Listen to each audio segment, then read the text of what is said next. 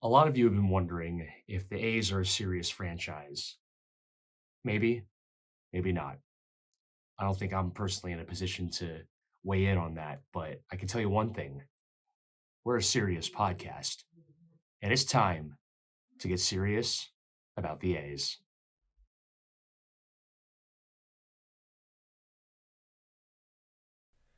The name's Bond. A's Bond. The A's are bonding like no other team in baseball right now, winning games with the power of friendship matched by only the New York Knicks. Boo Knicks.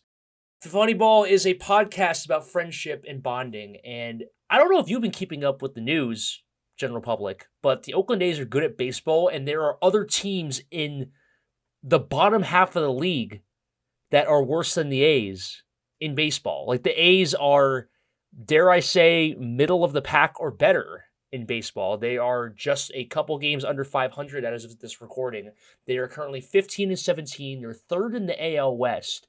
They have one of the nastiest bullpens and the best closers in baseball, which isn't even an exaggeration. Tyler Nevin, of all people, is on a 9-game hit streak and playing like the prince who was promised for this team. What is going on in Oakland? I'm gonna need two hands to count the amount of teams that suck more than the Oakland A's this year. That's what's going on in Oakland. It's the power of friendship, as you said. It just the vibes are as good as they can be, I should say. And yeah, we're getting treated to some just really rock solid baseball right now.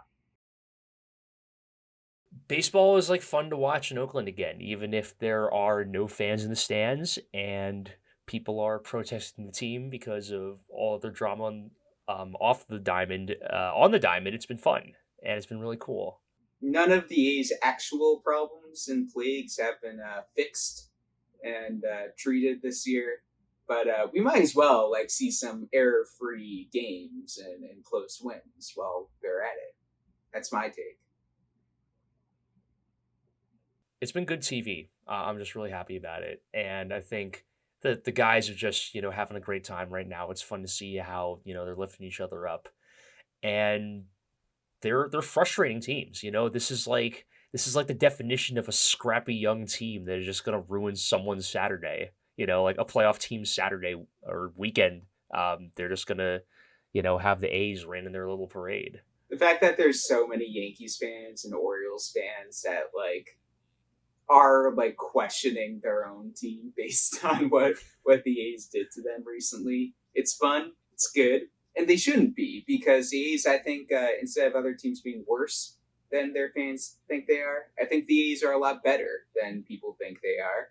And the question, one that we won't get to the bottom of today, but we will begin to try to answer, is how much better they are than we thought they'd be.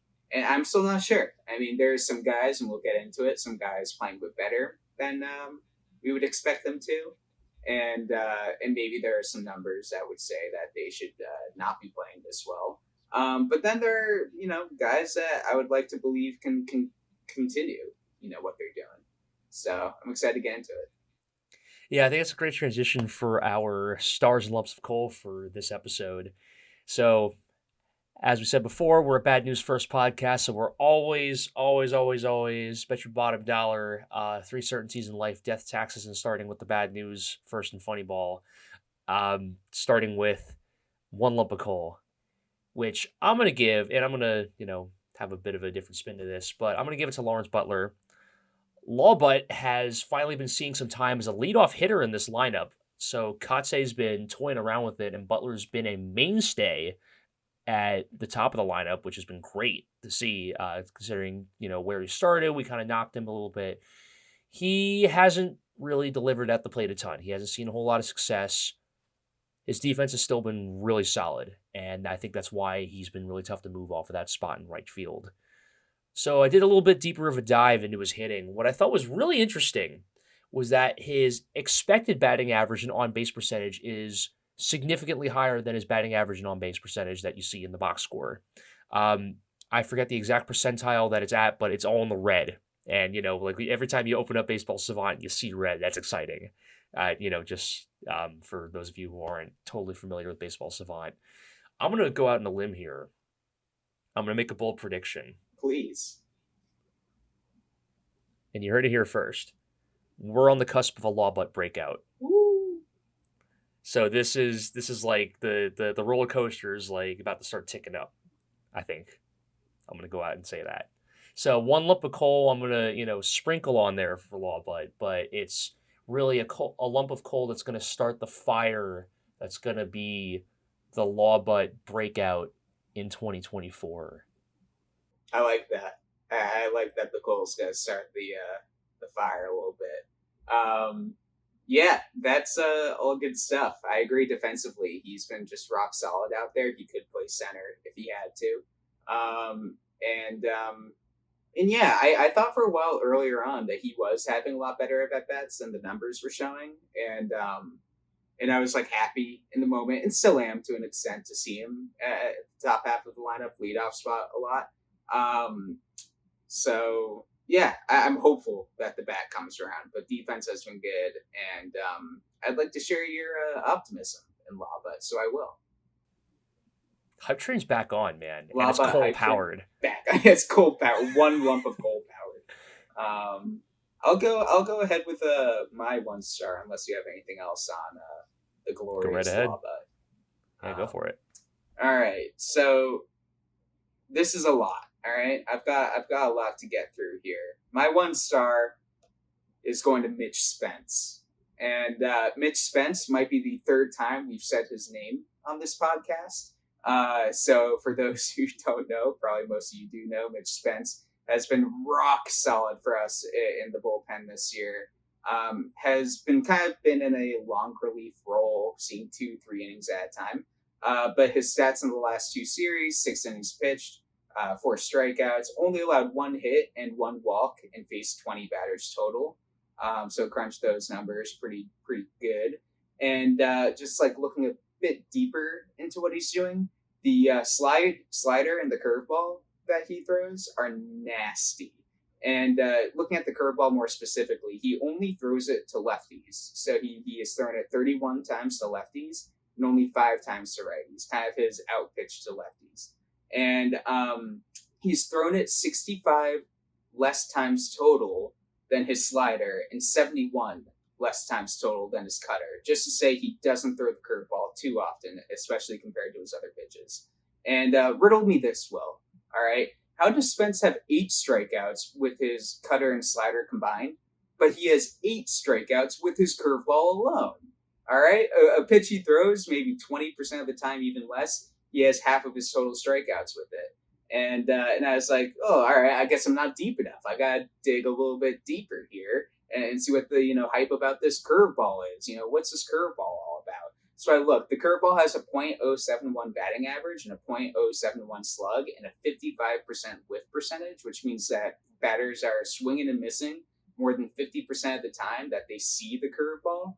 And then when they finally do put it into play, they're not doing much of anything with it. And when they are, it's never more than a single. And I'm like, all right, this is great, but it's like, I don't know how good your average curveball is and all of that. I need to dig a little bit deeper is what I was thinking. So I did that. And what I got when I dug a bit deeper is I looked at the run value of his curveball. And we've used run value as a metric on this podcast a lot. What it is, just for a quick little recap, is pretty much anything and every player in baseball has an assigned run value for everything. A very simplified way of saying it. For example, a hitter, just as pure hitting, he will have a run value attached. If you have a positive, you're an above average; negative, you're below average. A pitcher, same thing. Even a pitcher, let's say for a fastball versus an off speed, and the off speed has a run value versus a breaking ball. I'm saying all of this to say that his curveball has a run value attached. It is a composite number to say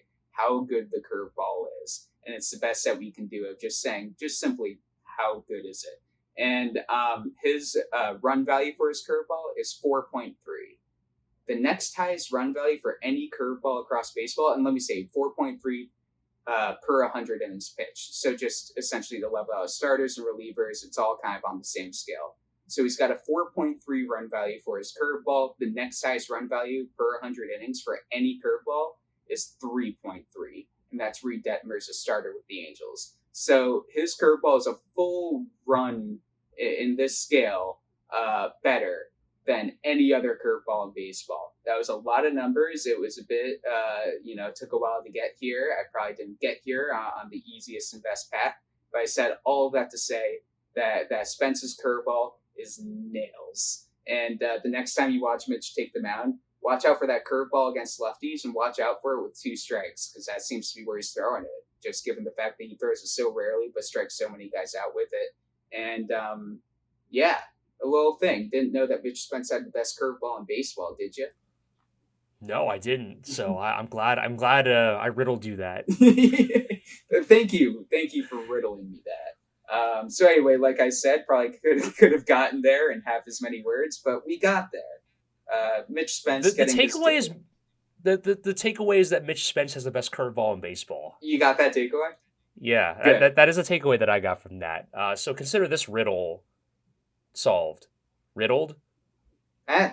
Whatever you want solved. to use, I'm cool with it because we have gotten the info across. Mitch Spence has a killer curveball. And watch out for that slider too, like I mentioned. The slider's got some good numbers, and just the movement on his pitches even looks great, let alone with the numbers set. And also like an air raid thing, he's a long relief pitcher, so yeah, it makes sense. But to throw 6 innings in 6 games as a relief pitcher, pretty wild, especially considering you were second in the entire team in total innings pitched behind the one starter who threw 2 games. So Mitch Spence all around deserves some praise for sure. Man, and I now gotta like drop more coal on top of that. It's just. I had to give a lot out with the stars so you can come in, kind of slide some coal into somebody's stockings. We can get back to the stars after. Yeah, it's interesting you say that because I got even more coal that I want to shove into a stocking here. Oh. Because you want to shove it into the stocking? Yes, I do. Because this is the evil timeline for me this episode. All right. I'm Dr. I don't know. What's my Bond villain name for this? I'm Dr. Dumb. Yeah, I'm Dr. Dumb. Should I talk like still like mad scientisty voice or like dealer's choice, whatever you're feeling. Dealer's choice. All right.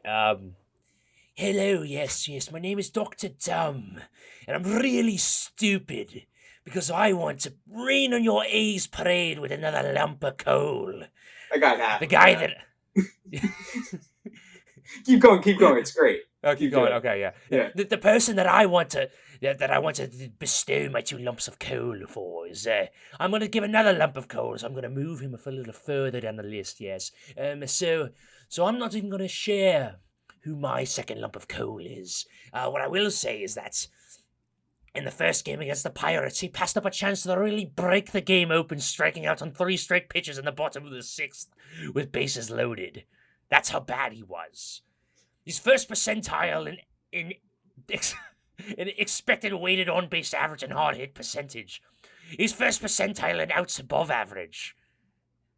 He's so bad, I'm going to give him another lump of coal. So go on with your next star. I don't remember because I'm dumb. I'm Dr. Dumb. I got my PhD from Harvard, but I'm Dr. Dumb.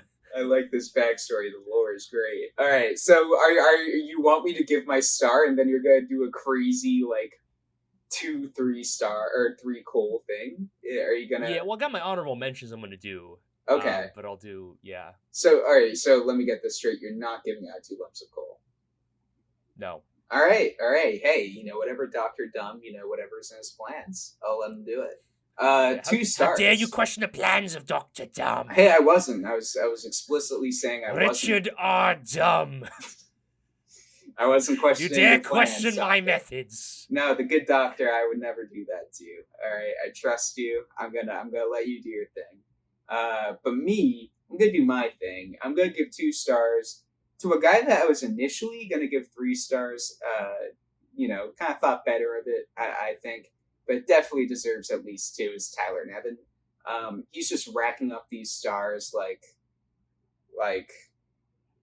any I was gonna make a reference like someone with illegal drugs or something like that. Well, we got to be positive here, man. I can't be trying but to not testing, reference. but not testing positive because that's There bad. you go, exactly. Because we're not the A's of old. Here we go. We're the A's of He was new. flocking to these stars like A Rod to performance enhancing drugs. There you go. It's a Right. We're not saying that Tyler Nevin is doing performance enhancing drugs. We're just saying that he is the hype is flocking to him like the hype that A Rod had when he started using performance enhancing drugs. you know what? Not quite what I was saying, but I agree with it Okay. with every fiber of my being. Yes. I'm glad to hear that. Tyler Nevin, 10 for 24, 3 homers, 417 average, 1215 OPS. What other stats do you need? He's the captain of the Oakland A's. Now, annoyed by me, which means it doesn't mean anything. But to me, it does. At least it means something to me. He really feels like the captain out there. He's hitting second. I feel like he's in the middle of every good thing that happens, at least from a offensive standpoint in the past, let's say, 20 games or so. And he's doing a little bit of everything. He's getting his base knocks, his singles, but also 3 homers in the past 6 games. That's pretty nice. And he's on fire. He's in like 320 something after having a rougher start. And I was definitely on top of the Tyler Nevin hate club when he first came over here. I didn't know what he was supposed to be doing. I thought he wasn't a prospect. There wasn't much of a ceiling. And we had some younger guys that could have been getting some playing time. And I stand corrected. He's spraying the ball everywhere to the field, too. Just his hit chart is like heavenly. And he's crushing fastballs, 383 batting average against fastballs.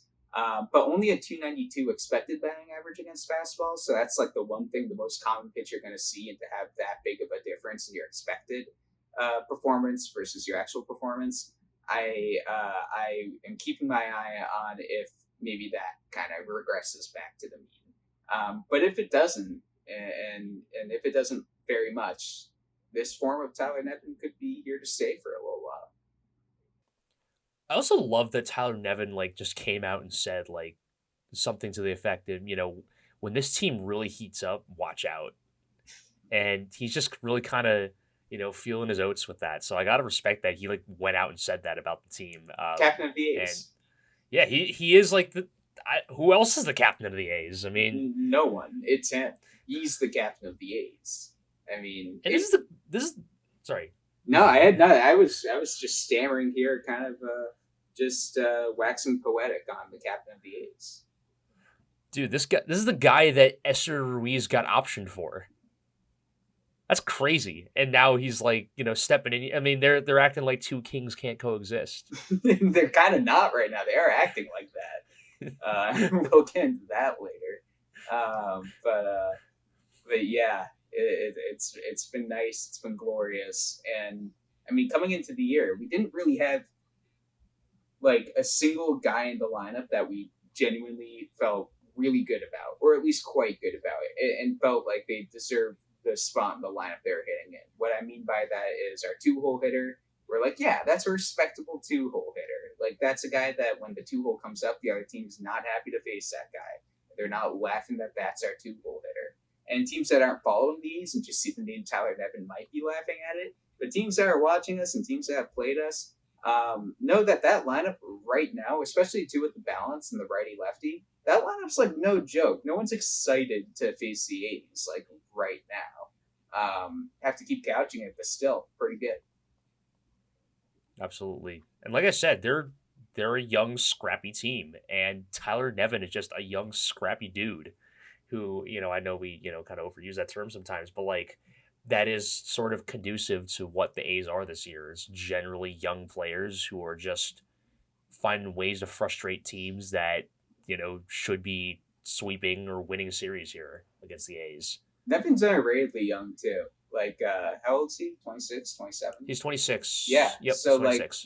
I just, as a baseball fan and seeing him bounce around a couple places, I would have assumed he's, if not in his 30s, 28, 29. So, I mean, if Tyler Nevin continues to play this way, and let's say, in a perfect world, puts together a full, complete, good season of Major League Baseball, it's not like we're talking about a 32-year-old or 33-year-old that finally reached their ceiling or we can even expect a decline from.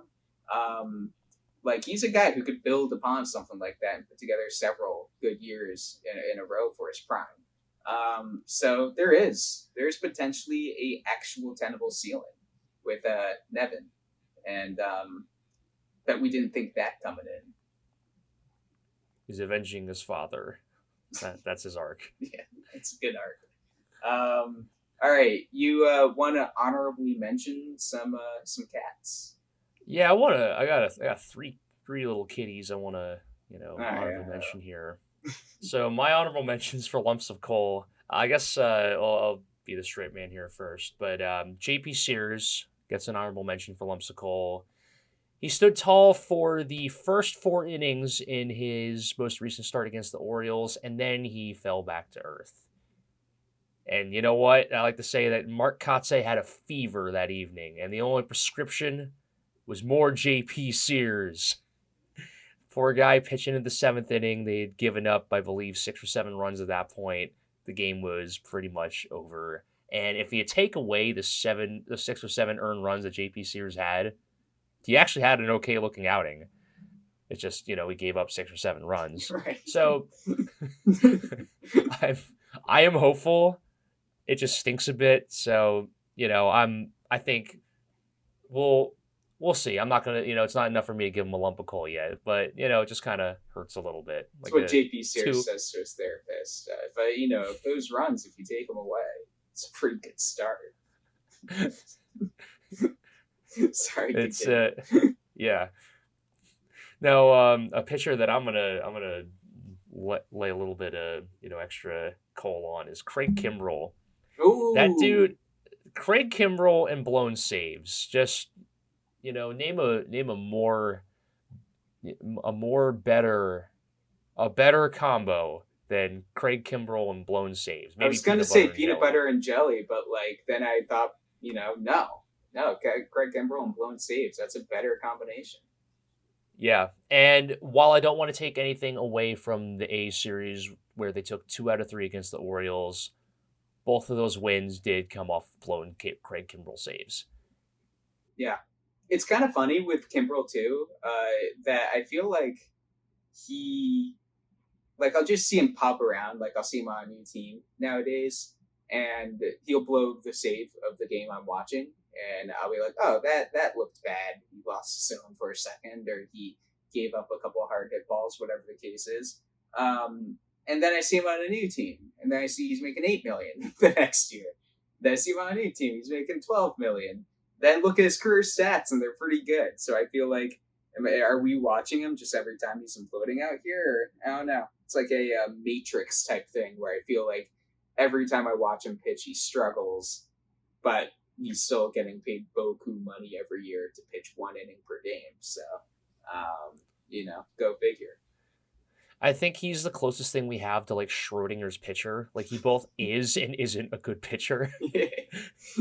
And when we turn away from the TV, I guess this is just like my rudimentary knowledge of Schrodinger's cat. If we turn away from the TV, Craig Kimbrell is both being and not being a good pitcher at the exact same time. One day he's gonna open a black hole. Yeah, exactly. But also, Craig Kimbrell's dad's beard is freaking legendary. Yeah. You sent me a photo of this. Go, Mike Kimbrell. It's just straight, just down, but it's just along the chin line. It's not even doesn't even come up, on this side of the face. It's just there, and it's just probably a good 8 to 10 inches long, just straight down, and it's all gray.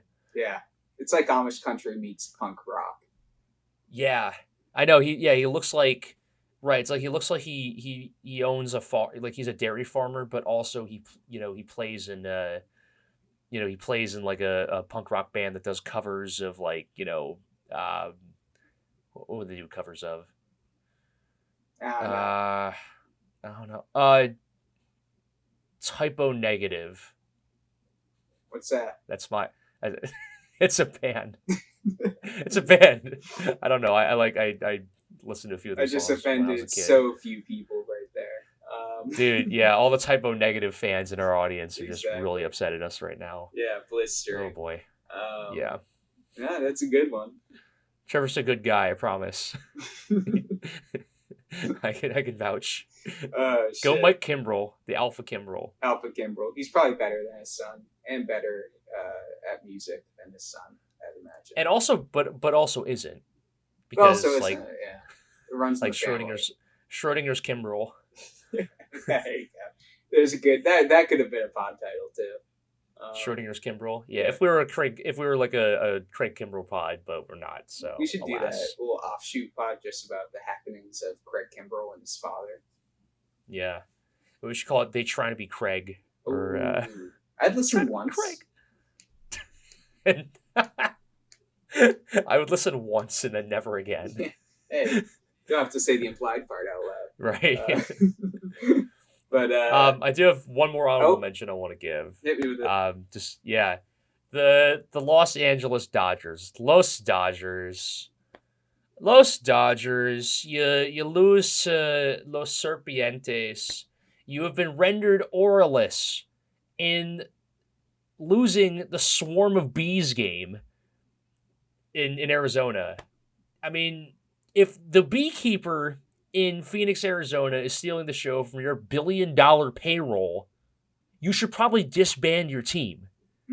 I think you're legally categorized as an auralist team if you lose the Swarm of Bees game and you spent over $1 billion in free agency. Should we do like I don't make the expansion rules. draft? That's what needs to happen. No, yeah, you should disband the team, have an expansion draft, whole 9 yards. My AirPod fell out just because I needed to make that point. Yeah. But the Dodgers, you just, and I think they won the next game after that. But it's like, now you're the laughing stock because you lost the Swarm of Bees game against the Diamondbacks, and that's taking nothing away from the Diamondbacks, of course. Like the vibes are off the charts after that. But Yeah.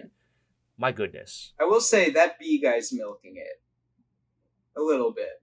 I saw they're doing baseball cards in the new Top series with him, where he has autographs in the new Top series, and he has that's like crazy. the B guy like with his like signature, and That's crazy. yeah, I will say milking it, but yeah, the Dodgers get your act together or give us Otani, one of the two.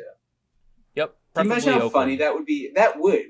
All right, here's a golden question: would Otani on the A's sell out 90% of games for the rest of the year? I'm gonna say no. I think I'm gonna say no because no, because I do think the cause of like boycotting the games is going to ultimately be stronger than Shohei Otani playing A's baseball.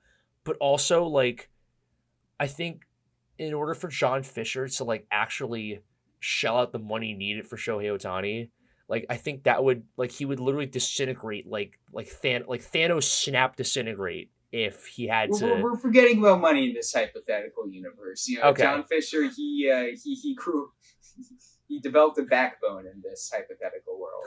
His heart grew 3 sizes overnight. That's right. And he decided to pay Shohei Otani the money he deserves. I'd like to think that like people would show up and like maybe the first 5 to 10 games are sold out, and then like after a while, because like the actual A's fans aren't showing up out of solidarity and in protest, that like people are like, I gotta go home now. Like I'm not gonna live in Oakland.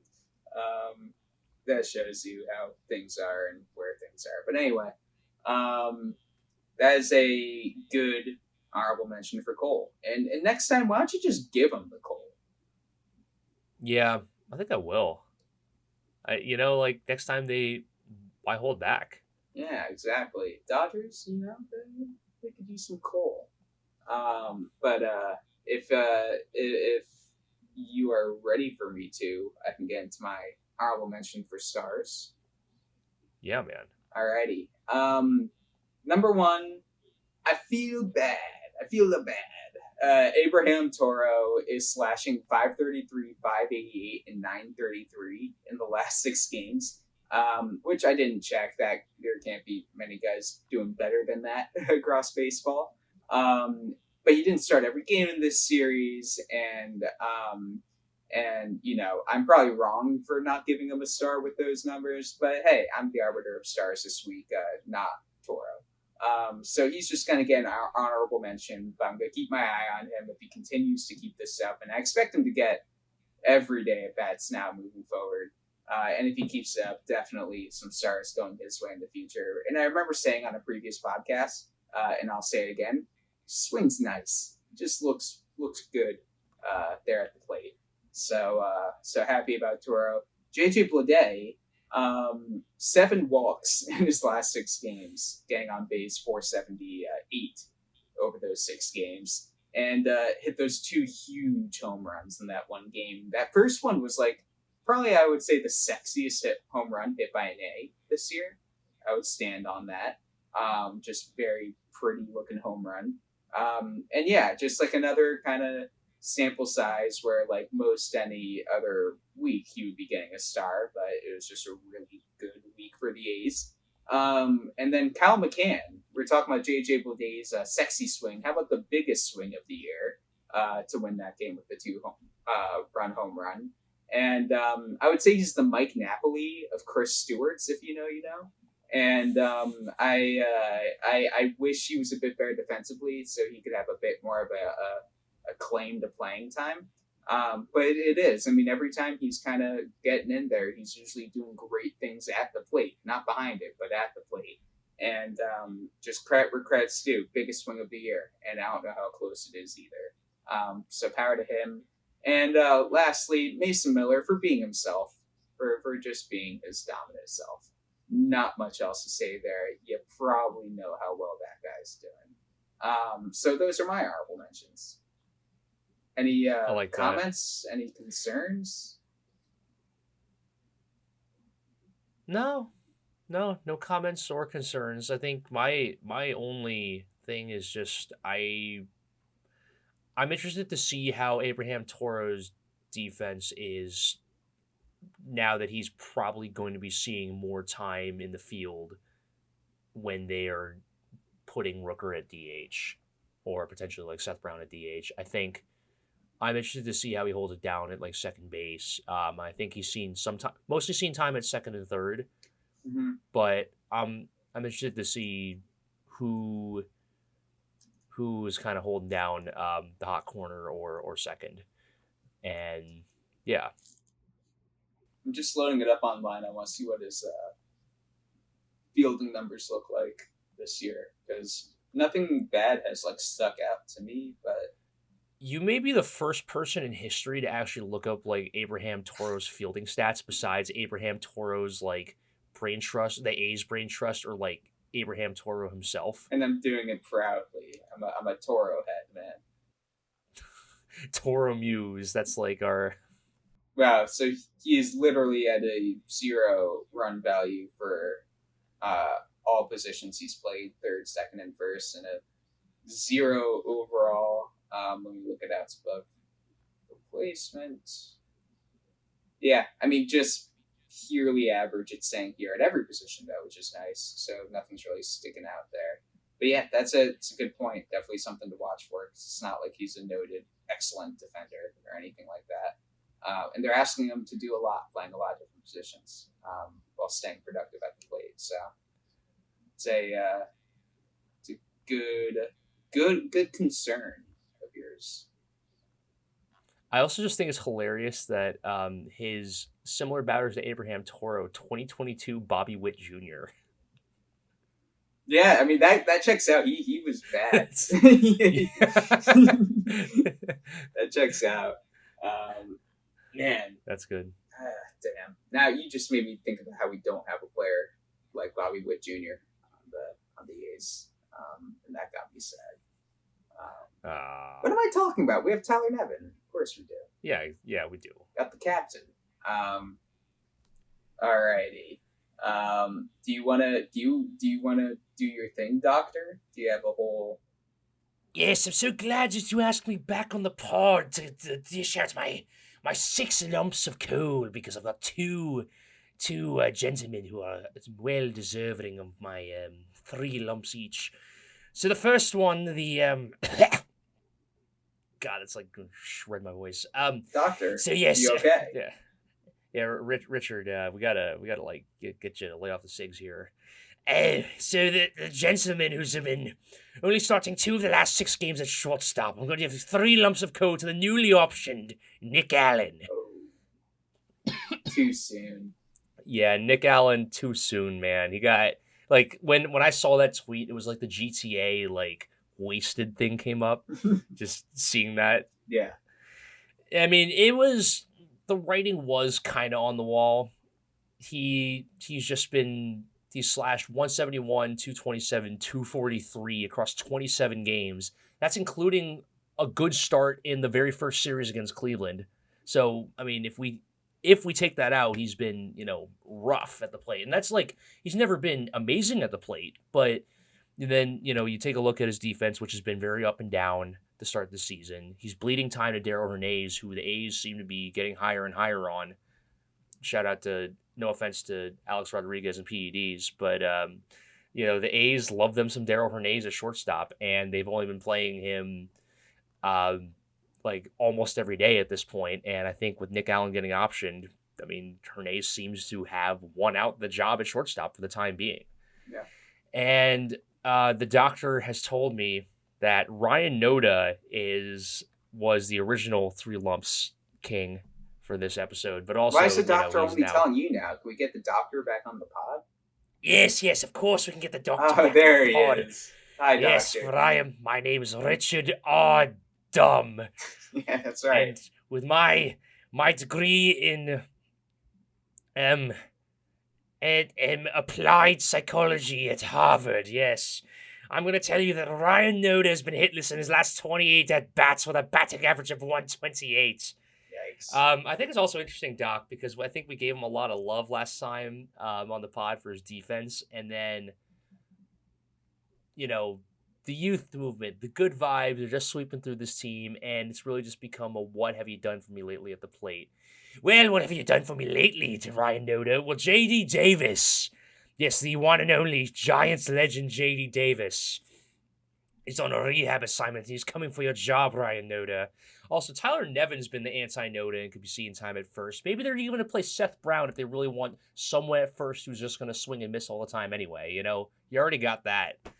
Ryan Noda, it was time. He needs a reset. He's just been brutal at the plate. Get good again soon.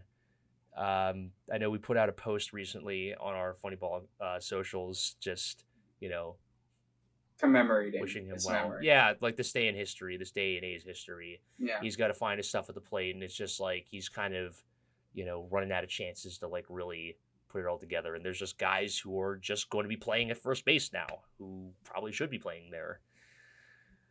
Is that really the kind of thing that I should be getting my tinfoil hat for? Maybe not.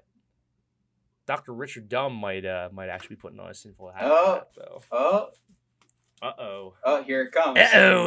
Yes. So according to my calculations, there's been a bit of a space laser that's been turning the A's starting players from last season into what the kids are calling mid. Now, mid is actually an acronym. So if you listen to my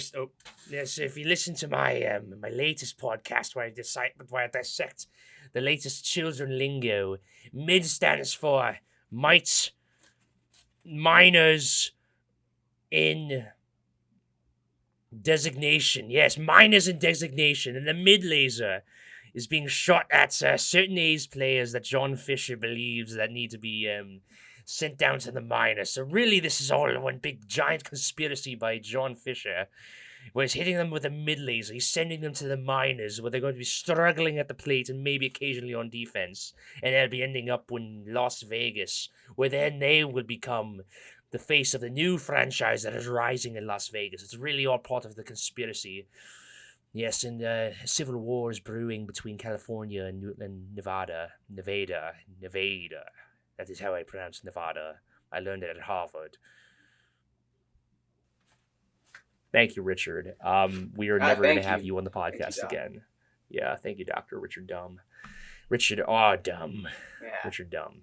I apologize to the listeners for what has just taken place here.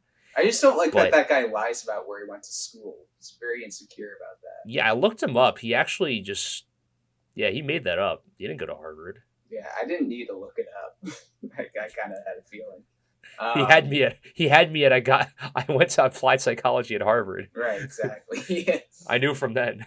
Yeah, I had a pretty good feeling. But yeah, I feel like I'll start with Nick Allen. Um, it's weird because you could be back if he plays really well. He should be back if he plays really well in the minors. That is. But he was like kind of the one spot in the lineup I just felt consistently awful about whenever he kind of came up, and the one guy I had no real confidence in to succeed at the plate going into the year, then throughout the year, but then in the field at times as well this year. And it was just a pretty big blemish on a team that is playing really well and solid baseball. So I feel like very bittersweet about it, where I am sad to see a guy who has been here a lot longer than, at least in the organization, a lot longer than some of these other guys on the squad. But then it's actually the one part of the team that I felt not great about recently, and it's a good thing that the A's are doing. They are rewarding guys that are performing very well in AAA, and just some of which are performing well in the big leagues, and not rewarding the guy who has not played well yet in the big leagues in his career. So it is what it is. And to give him three lumps of coal, and to rearrange the rules to give him 3 lumps of coal on his way out, now that's dirty. Hey, But don't blame me, man. Blame Dr. Dumb. yeah. I have a name for that guy. That guy's dumb. That guy's out here. He's just saying stuff. But yeah, Nick Allen, rest in peace, our king. Hope to see you back soon. And same thing goes for Noda, where defensively he really was looking quite good. But if your best attribute at the plate is walking, and you're not even really walking a ton, and you're not doing anything much else, just another part of the lineup that you kind of was like, all right, here he comes again. Where I am excited to see some more fresh blood get into the lineup every day, and see certain guys get more of a shot. And there's only really one guy in the lineup now that I don't feel great about when he comes up usually, which is changing a bit with how he's playing, but that's Hernandez. And you have to be so good with the glove to make that okay. To kind of be an automatic out at times, but still stay in the lineup and supplant Nick Allen. And God, he is so good with the glove. So I think he deserves it, and he's made the right moves here, which is why my tinfoil hat will stay in the closet. I think they were making some good moves for the first time in a minute. But it is like a funny rush of like, hey, this guy that like you've seen play more innings for this team than like, 2/3 of the rest of the lineup. He's gone now. For sucking. Not even like that he got traded or something, or he's on the greener pastures. Like, we realize this guy, he's not quite good enough for what we're trying to do here years after the fact. But yeah, a lot of just random thoughts there. Maybe none of what I said can really be analyzed or learned from. But it's a conflicting time. It's hard. Nick Allen and Noda are no longer on the big league squad. I mean, those are guys who were like penciled into starting roles preseason, and they were actually, weirdly enough, kind of two positions that didn't seem to have a ton of competition going into the year. And here we are in the beginning of May, and they're both in Vegas right now. We knew the Hernandez thing with Allen, but we didn't think it would happen so soon. At least maybe we thought there was more of a chance after Hernandez started the year with the club and got his feet wet.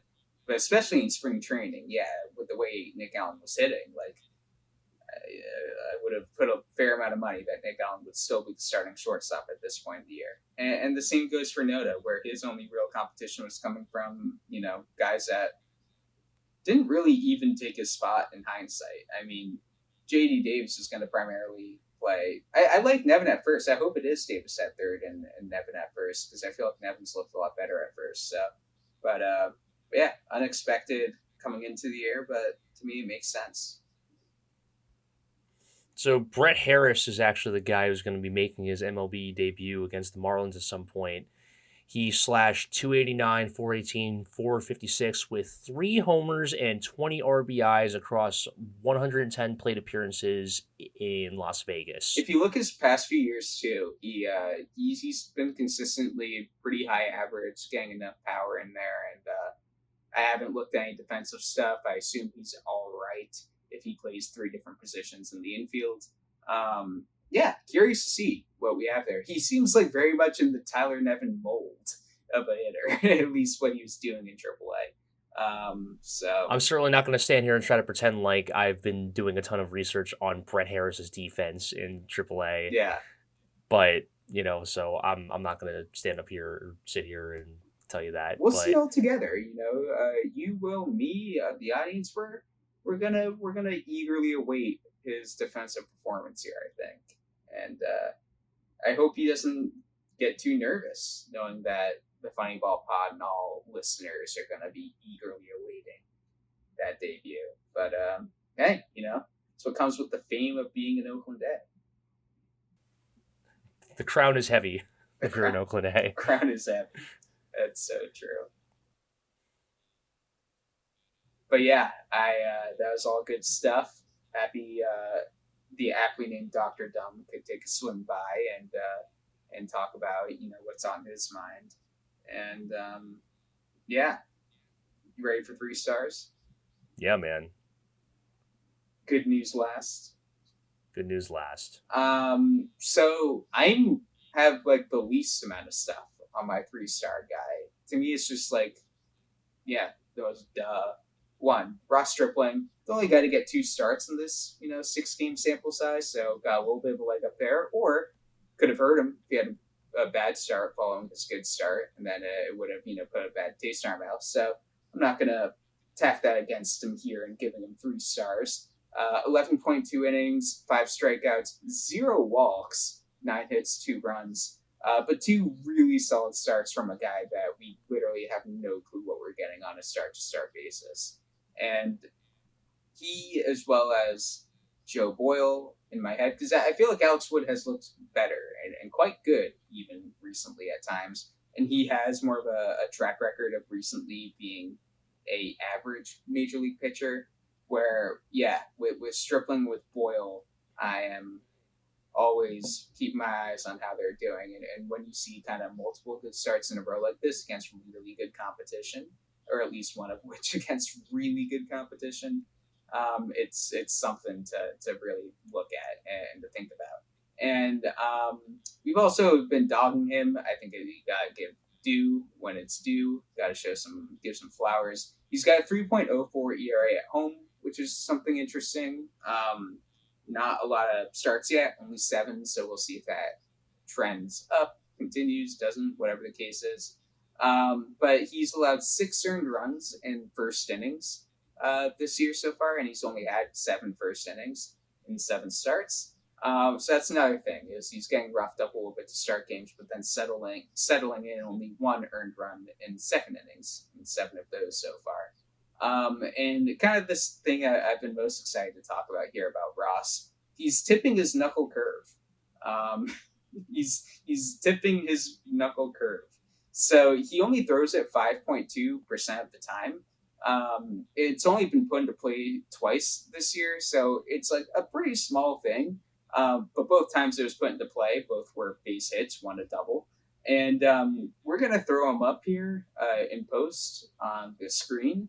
But it is 2 different graphics, both showing the release point of Ross Stripling's pitches in his last 2 starts. All of his pitches have a different color assigned to them. And you're going to pretty easily notice that he is releasing his knuckle curve a fair bit higher up, literally higher up than his other pitches. And the fact that he's barely thrown it, guys are 2 for 2 with a double off of it, and this graphic is very clear in what it gets across.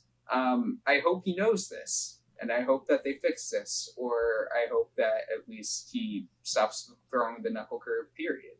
after this. But he threw, some of them in his last 2 starts, so he hasn't stopped yet. But kind of a funny, interesting wrinkle to what have been like a couple great games is that to me he's just very clearly and obviously tipping 2 pitches. And Will, you haven't even seen these graphics yet. I'll send these to you, but pretty wild stuff. No, I'm excited to see this. I didn't realize that that some of that is just because he throws a really crappy knuckle curve. Well, I mean, it kind of is if you think about it.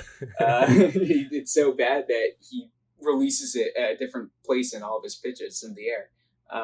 So, yeah, a funny little thing. But you would definitely rather, like, not only a pitcher tip his pitches, but know he's tipping his pitches and what pitch and how and what he can do to fix it, than just struggle and not be able to explain why. And again, he only 2 hits, 1 double. It has not affected his performance significantly.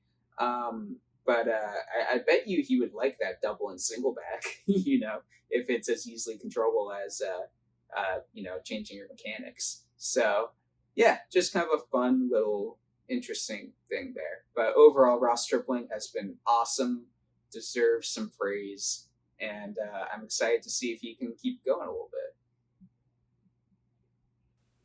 Well, all in all, I think the A's have just been a very pleasant surprise so far this season, and I think that's just kind of the energy that we're taking with us. I'm gonna say something here, and this might be a bit premature. I think we're the lucky charm of the A's. We're the lucky charm of the A's, and I have to give credit, a shout out to my mom for even saying this. But I think since we started covering the A's have been like good at baseball, and maybe it's because we're watching. I don't know. I like to think that maybe our influence has something to do with that, but we're the lucky charm of the A's. I'm just gonna put that into the ether and see what they do with it. I was working on that theory myself, and I can't disagree with you. I'm gonna throw a better released knuckle curve of my own by saying that. A very effective knuckle curve. All take right, notes, Ross Stripling. Take notes, Ross. But I'd like to agree with that. Go us. Go us. Is there anything else you want to cover before we wrap up? I'm just looking here at my notes. You want to just kind of go over some miscellaneous notes and stuff? I just wrote a few things down. Yeah, absolutely. I'm always down to hear some miscellaneous notes. Yeah. So Lucas Erceg, while he was just as dominant as ever in his 2 innings that he did throw, only 2 innings in the past 2 series, so I expect to see a bit more of him the next couple series, which is fun. So be on the lookout for more Luke. And someone that has not really been mentioned at all, which fair enough, is Shea Langoliers. And he just had some funny moments and plays. I thought in the first Baltimore game, he hauled ass faster than I've ever seen him run when he was rounding third to score that 1 run. Like I would love to get that clocked at how fast he ran and like to put, against everyone's average. I bet you if however fast he ran from third to home there, if that was his average, like third to home, first to, home to first speed, I bet you would be like 80 something percentile. He just ran. It was funny. His sprint speed actually is 78th percentile. Is it actually? Yeah, and it may be buoyed by that 1 run because I know exactly which one you're talking about. He literally could have run as fast as Usain Bolt there and rewrote his base running stats. He might have there. I wasn't really keeping track of his sprint speed percentile, pre Shea Langoliers run, but I can tell you right now he's 78th percentile. It's not often that you watch a 210 or 20 pound catcher run and you are awestruck by his speed. He's only 205 pounds. I will say that. All right. Well, I said 210, but that's fair. Yeah. Good on him. How tall is he? He is 6 feet. 6 feet tall. 5'11". Come on, shit. He's in that 5'11" purgatory where soaking wet he's 5'10", but then he says 6 foot, but then sometimes he's also 5'11". I like how teams and baseball players pretend that ESPN and Yahoo Sports is Tinder. And lie about their height and their weight in some cases. You know, was a freaking unit on the A's Yeah, that I did not expect to be a unit on the A's. So I mean, Joe Boyle's huge. He's like 6'7", 240. tall guy.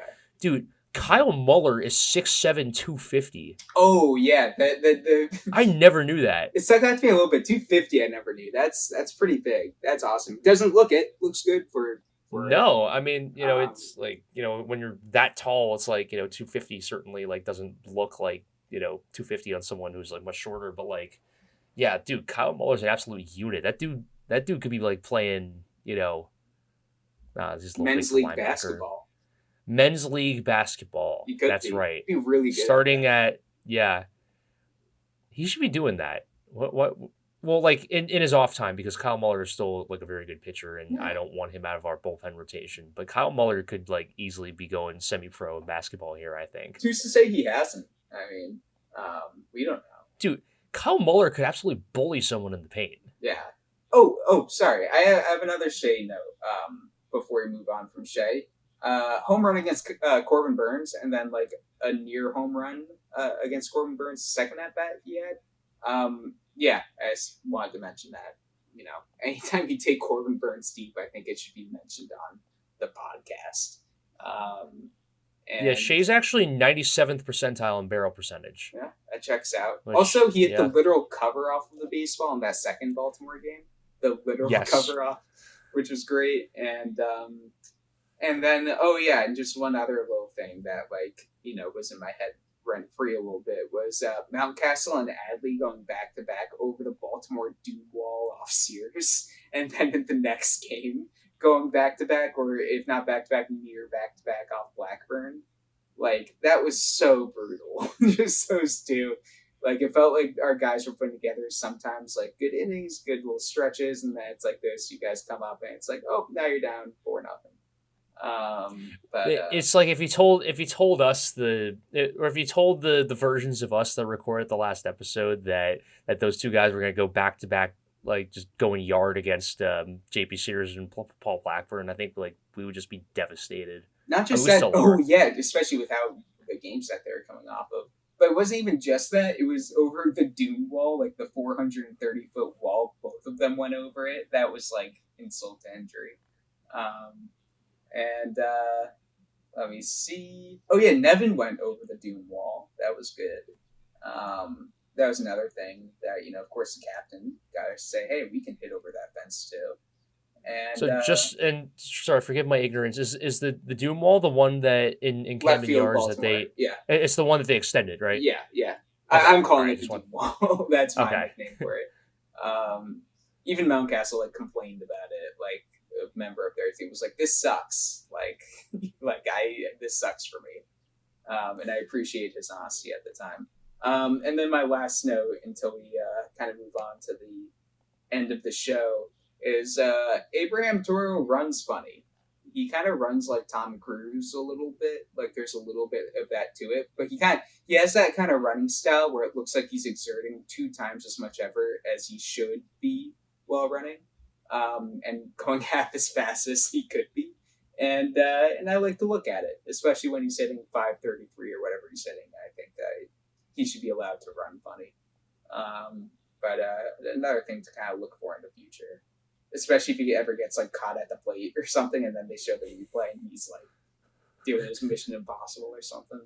That'll be interesting. But Will, that's like all I got. What else do you got? I got not really anything else of note that I feel like covering. TBH. One thing that we were like thinking about covering, but I think we thought a little better of it was just Esteury Ruiz, where he's not getting a ton of playing time right now at all, and he's getting some spot starts, but it's clearly he's the 4th outfielder at best, and it's just like a funny situation where as that guy went into the off season, the A's must have been like, hey, if you improve nothing else, we would love you to be able to hit for a bit more pop next year. You'd have to imagine something like that, paraphrase way of saying, hey, we'd like you to hit for a bit more power next year. And he's done that in spades. I mean, he's already got like 3 home runs or something like that, several doubles in a very, very small sample size. So I feel like he's earned the Two, yeah. yeah, 2 home runs, one that like, yeah, that I believe was a ground rule double, but it like it could Right. have been a home run. It could have been a homer in some other parks, but Exactly. they're So, not but the all to yeah. say, he's getting the barrel on the ball and hitting the ball far, even getting flyouts and stuff like that. But he just looks like a different player. So it would be cool to further explore that and see if that's true, or if it's just a coincidence, or if it's true to an extent, but not true enough to keep him as the everyday center fielder. Because again, we've talked about it. Bladay's playing really well, and a lot of other guys are playing well. But Seth Brown and even Laba, like it's not like the outfield has been perfect. I do think that there could have been and still could be a role for him there, a starting role potentially. And it's more so like just being upset at like not knowing and just feeling like we could find out, and we're not curious and finding out how good Ruiz is. And it's ironic after all this stuff and the fact that now he got called back up and still he's kind of sitting on a bench. But all that to say, the time that he has gotten very recently has not been perfect or great. And there are just so many guys playing well, the team's playing well, that it feels a bit negative and pointless to complain about something like Ruiz's playing time. But I think it's worth mentioning too. A stat that some have considered significant. I know you aren't like overly convinced by this, but Ruiz's splits, his hitting splits against righties versus lefties, there is a difference, a disparity. I know for you that doesn't sway the needle a ton, but No, but versus a disparity moves the needle. I just think it's a pretty small. Like we're pretty early in the season to be like taking numbers as gospel, but I do think it's important. Like I like that you're mentioning this a lot. yeah, and I think what people have seen is that he tends to start when they're facing a left-handed pitcher and sit when they're facing a right-handed pitcher. A His platoon. Yeah, so he is slashing 316, 440, and 737 against lefties, and he's slashing 176, 176, 294 against righties. Again, like you said, not a huge sample size. I don't even know if on Savant he's had enough at bats to like actually qualify for being in certain percentiles for any of his hitting Probably not, metrics. to But be honest. no, I don't think he has. The only thing that he has qualified for is sprint speed, Mm-hmm. and just because he's also been used as a pinch runner in some situations. But yeah, he just weirdly isn't seeing a ton of time. It's not. We'll see how it plays out. I mean, maybe Seth Brown gets hit with the hit with the Nick Allen Ryan Noda treatment at some point. We'll That's my see. next one. I wouldn't be that shocked after those two because I kind of thought Seth Brown would be out before Noda was, and obviously their option they can be back, but yeah, I would not be shocked by that. And actually, something now that you have these numbers up here, one thing that's just interesting, and this is without doing any other research, so take it with a grain of salt if you'd like, but uh, he has not walked against a righty yet, and he's got a crazy good on base percentage against lefties. He's got 440 on base and 316 average against lefties, and he's got a 176 on base, 176 average against righties. So that's one thing. Maybe if he's purely just not seeing the ball well off righties, but again, small sample, and I think it's just something to monitor more so than make a point out of right now. But absolutely something good to bring up and monitor. Well, the best way to get reps against righties is to play a little more against righties. So I would That's the hope that thing. That's the yeah. thing. So it's you have to kind of. I think there's got to be a point where they have to be okay with him kind of taking his lumps with that. But we'll see. We'll see how it plays out. He will The get there upcoming soon. the upcoming schedule for the A's. They are set to square off at home in a 3-game series against Miami Marlins, followed by a 4-game series ending with a Wednesday doubleheader on May 8th against the Texas Rangers, round 2, Round two. followed by a 3-game road trip to Seattle and a 4-game road trip to the Houston Astros, the last in the AL West Houston Astros. That's But gonna what be a we're about to fun see, one. That's gonna be a real take of the temperature there. we're going to see a lot of games against the AL West here after this Miami series. And oh boy, Look that's going to at be it fun. like from a negative, point of view. It's like finally where the other shoe can drop and the A's lose a lot of these games. And then you look at the AL West standings and it's like, oh, that's right. Now the A's are in last, Or if the A's can like keep on splitting and winning these series barely, or at least not getting swept and getting blown out in these series, we could even look back at the AL West standings after these next few series and be able to like take the numbers a bit more seriously. Because as of right now, it's early. The Astros aren't as bad as they're playing, and a lot of people say the A's aren't as good as they're playing right now. But yeah, throw some more games in there and games against each other, and if it still looks the same, watch out. I mean, that's gonna be fun. I can't wait. And I know you can't wait either. So I want to take this time to thank you all again for tuning into Funny Ball. I'm Will. This is Trevor. And we'll see you next time.